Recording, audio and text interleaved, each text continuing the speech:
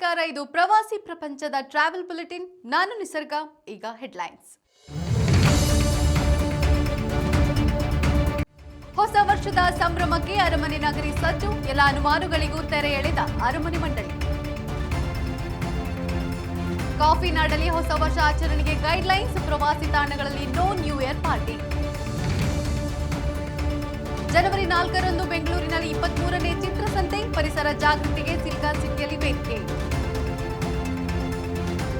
ಭದ್ರಾ ಅಭಯಾರಣ್ಯದಲ್ಲಿ ಕಪ್ಪು ಚಿರತೆ ಪ್ರತ್ಯಕ್ಷ. ದೃಶ್ಯ ಸೆರೆ ಹಿಡಿಯಲು ಕಾತುರದಿಂದ ಕಾದಿವೆ ಕ್ಯಾಮೆರಾಗಳು. ಹೊಸ ಆಯಾಮದೆಡೆಗೆ ಉತ್ತರಾಖಂಡದ ಹೆಜ್ಜೆ. ಮೇಡ್ ಇನ್ ಇಂಡಿಯಾಗೆ ಇಲ್ಲಿದೆ ಬೆಸ್ಟ್ ಡೆಸ್ಟಿನೇಷನ್. ಕರಾವಳಿ ಪ್ರವಾಸೋದ್ಯಮ ಉತ್ತೇಜನಕ್ಕೆ ಪಟ್ಟು. ಬೀಚ್ ಟ್ಯಾಕ್ಸ್ ಸೂತ್ರ ಜಾರಿಗೆ ಟೀಮ್ ಮಹಾರಾಷ್ಟ್ರ. ಸಾಂಸ್ಕೃತಿಕ ನಗರಿ ಮೈಸೂರು ಹೊಸ ವರ್ಷದ ಸಂಭ್ರಮಾಚರಣೆಗೆ ಸಜ್ಜಾಗಿದೆ. ಈ ಮಧ್ಯೆ ಮೈಸೂರು ಅರಮನೆ ಆವರಣದಲ್ಲಿ 2026ರ ಹೊಸ ವರ್ಷಾಚರಣೆ ಸಂಭ್ರಮ ನಡೆಯಲಿದೆಯಾ ಎಂಬ ಅನುಮಾನ ಜನತೆಯಲ್ಲಿ ಮನೆ ಮಾಡಿತ್ತು.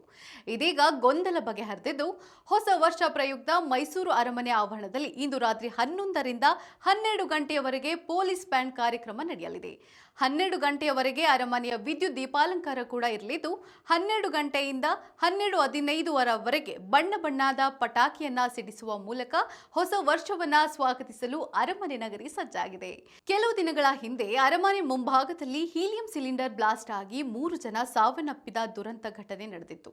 ಹೀಗಾಗಿ ಈ ಹೊಸ ವರ್ಷದ ಸಂಭ್ರಮಾಚರಣೆ ಕಾರ್ಯಕ್ರಮ ನಡೆಯುತ್ತೋ ಇಲ್ಲವೋ ಎಂಬ ಅನುಮಾನ ಜನರಲ್ಲಿ ಸಹಜವಾಗಿಯೇ ಮೂಡಿತ್ತು. ಇದೀಗ ಮೈಸೂರು ಅರಮನೆ ಮಂಡಳಿ ಹೊಸ ವರ್ಷದ ಕಾರ್ಯಕ್ರಮವನ್ನ ನಡೆಸುವ ತೀರ್ಮಾನಕ್ಕೆ ಬಂದಿದೆ.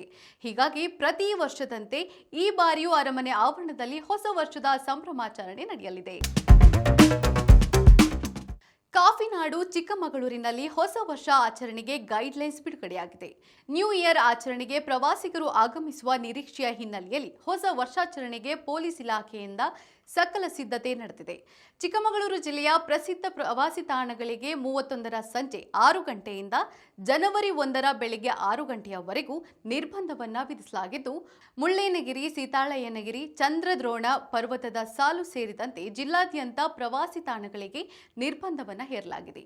ಪ್ರವಾಸಿ ತಾಣಗಳಲ್ಲಿ ಪಾರ್ಟಿ, ನ್ಯೂ ಇಯರ್ ಆಚರಣೆಗೆ ಸಂಪೂರ್ಣ ಬ್ರೇಕ್ ಹಾಕಿರುವ ಜಿಲ್ಲಾಡಳಿತ ರಾತ್ರಿ ವೇಳೆ ತೆರಳದಂತೆ ಸೂಚನೆ ನೀಡಿದೆ. ಮುಂಜಾಗ್ರತಾ ಕ್ರಮವಾಗಿ ಖಾಕಿ ಪಡೆಯನ್ನ ನಿಯೋಜಿಸಲಾಗಿದ್ದು, ನಿಯಮ ಉಲ್ಲಂಘನೆ ಮಾಡಿದವರ ವಿರುದ್ಧ ಸೂಕ್ತ ಕ್ರಮ ಕೈಗೊಳ್ಳಲಾಗುವುದು ಎಂದು ಚಿಕ್ಕಮಗಳೂರು ಜಿಲ್ಲಾಧಿಕಾರಿಗಳು ಹೇಳಿದ್ದಾರೆ.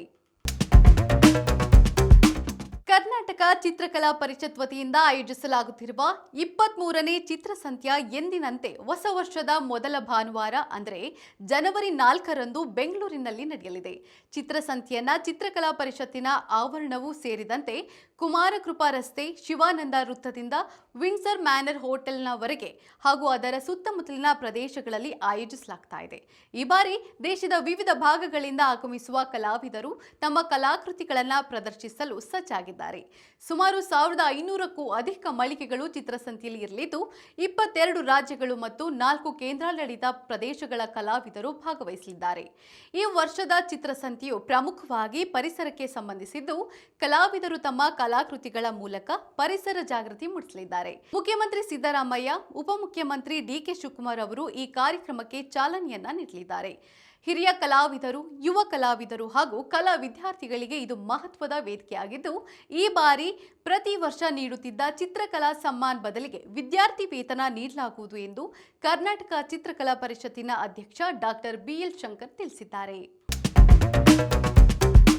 ಭದ್ರಾ ಅಭಯಾರಣ್ಯದಲ್ಲಿ ಇತ್ತೀಚೆಗೆ ಒಂದು ಕಪ್ಪು ಚಿರತೆ ಕಾಣಿಸಿಕೊಂಡಿದೆ. ಇದೇ ಪ್ರದೇಶದಲ್ಲಿ ಜೂನ್ ತಿಂಗಳಿನಲ್ಲಿ ಒಂದು ಕಪ್ಪು ಚಿರತೆಯ ಮರಿ ಕಾಣಿಸಿಕೊಂಡಿತ್ತು. ಈಗ ಕಪ್ಪು ಚಿರತೆ ಪ್ರತ್ಯಕ್ಷವಾಗಿದೆ. ಅರಣ್ಯ ಸಿಬ್ಬಂದಿಯ ಮಾಹಿತಿಯಂತೆ ಭದ್ರಾ ಅಭಯಾರಣ್ಯದಲ್ಲಿ ಈಗಾಗಲೇ ಒಟ್ಟು 3 ಕಪ್ಪು ಚಿರತೆಗಳು ವಾಸವಾಗಿದ್ದು, ಈಗ ಕಾಣಿಸಿಕೊಂಡಿರುವ ಚಿರತೆಯೊಂದಿಗೆ ಈ ಸಂಖ್ಯೆ 4ಕ್ಕೆ ಏರಿಕೆಯಾಗಿದೆ. ವನ್ಯಜೀವಿ ಪ್ರಿಯರ ದೃಷ್ಟಿ ಈಗ ಭದ್ರಾ ಅಭಯಾರಣ್ಯದ ಮೇಲೆ ಬಿದ್ದಿದ್ದು, ಕರಿಚಿರತೆಯ ದೃಶ್ಯ ಸೆರೆ ಹಿಡಿಯಲು ಕ್ಯಾಮೆರಾಗಳು ಕಾತುರದಿಂದ ಕಾಯ್ತಾ ಇದೆ. ಉತ್ತರಾಖಂಡ ರಾಜ್ಯವು ಎಲ್ಲಾ ಕಾಲದಲ್ಲೂ ಪ್ರವಾಸಕ್ಕೆ ಸೂಕ್ತವಾದ ಸ್ಥಳವಾಗಿದ್ದು, ಈ ರಾಜ್ಯವನ್ನ ಸಾಂಸ್ಕೃತಿಕವಾಗಿ ಸಮೃದ್ಧಿಗೊಳಿಸಿ ವಿಶ್ವ ದರ್ಜೆ ತಾಣವಾಗಿ ಅಭಿವೃದ್ಧಿಪಡಿಸಬೇಕೆಂಬುದು ಪ್ರಧಾನಿ ನರೇಂದ್ರ ಮೋದಿಯವರ ಹೆಬ್ಬಯಕೆಯಾಗಿದೆ. ಅದರಂತೆಯೇ ಉತ್ತರಾಖಂಡವು ಹೊಸ ಆಯಾಮದೆಡೆಗೆ ಹೆಜ್ಜೆ ಹಾಕ್ತಾ ಇದೆ. ವಿವಾಹ ವಲಯದಲ್ಲಿ ಭರವಸೆಯ ತಾಣವಾಗಿ ಹೊರಹೊಮ್ಮುತ್ತಿರುವ ಉತ್ತರಾಖಂಡ ರಾಜ್ಯವು ವಿವಾಹ ಪ್ರವಾಸೋದ್ಯಮ ಮೂಲಕ ದೇಶ ವಿದೇಶ ಜನರನ್ನ ಆಕರ್ಷಿಸ್ತಾ ಇದೆ. ಪ್ರವಾಸೋದ್ಯಮ ಮೂಲಸೌಕರ್ಯದ ಅಗಾಧ ಸಾಮರ್ಥ್ಯವನ್ನ ಬಳಸಿಕೊಂಡಿರುವ ಉತ್ತರಾಖಂಡ ವೆಡ್ ಇನ್ ಇಂಡಿಯಾ ಎಂಬ ಪರಿಕಲ್ಪನೆಯನ್ನ ದೊಡ್ಡ ಮಟ್ಟದಲ್ಲಿ ಪ್ರಮೋಟ್ ಮಾಡ್ತಾ ಇದೆ. ಈ ನಿಟ್ಟಿನಲ್ಲಿ ಸುಮಾರು 7 ಪ್ರಮುಖ ವಿವಾಹ ಸ್ಥಳಗಳನ್ನು ಉತ್ತಮ ಸೌಕರ್ಯದೊಂದಿಗೆ ಅಭಿವೃದ್ಧಿಪಡಿಸಲು ಉತ್ತರಾಖಂಡ ಸರ್ಕಾರ ಮುಂದಾಗಿದೆ. ಕರಾವಳಿ ಪ್ರವಾಸೋದ್ಯಮವನ್ನ ಉತ್ತೇಜಿಸುವ ಉದ್ದೇಶದಿಂದ ಬೀಚ್ ಶಾಕ್ ನೀತಿಗೆ ಮಹಾರಾಷ್ಟ್ರ ಸರ್ಕಾರವು ಅಧಿಕೃತ ಅನುಮೋದನೆ ನೀಡಿದೆ. ಈ ನೀತಿ ಜಾರಿಯಿಂದ ಕರಾವಳಿ ಪ್ರವಾಸೋದ್ಯಮಕ್ಕೆ ಹೊಸ ಚೈತನ್ಯ ದೊರೆಯಲಿದ್ದು, ಸ್ಥಳೀಯರಿಗೆ ಉದ್ಯೋಗ ಮತ್ತು ಆದಾಯದ ಅವಕಾಶಗಳು ಹೆಚ್ಚಾಗಲಿವೆ ಎಂಬುದು ಸರ್ಕಾರ ನಿರೀಕ್ಷಿಸಿದೆ.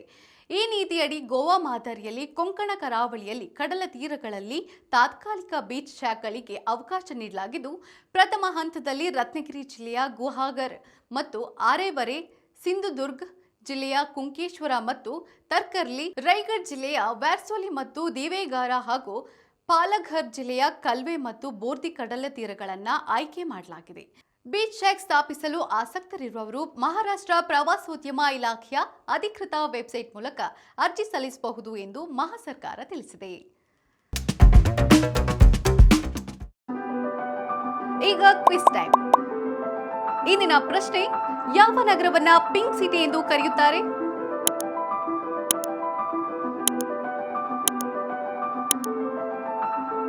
ಸರಿಯಾದ ಉತ್ತರವನ್ನ ಕಮೆಂಟ್ ಮಾಡಿ ತಿಳಿಸಿ. ಇದಾಗಿತ್ತು ಇವತ್ತಿನ ಟ್ರಾವೆಲ್ ಬುಲೆಟಿನ್. ನೋಡ್ತಾ ಇರಿ ಪ್ರವಾಸಿ ಪ್ರಪಂಚ, ವಿಹಾರವೇ ವಿಶ್ವ. ನಮಸ್ಕಾರ.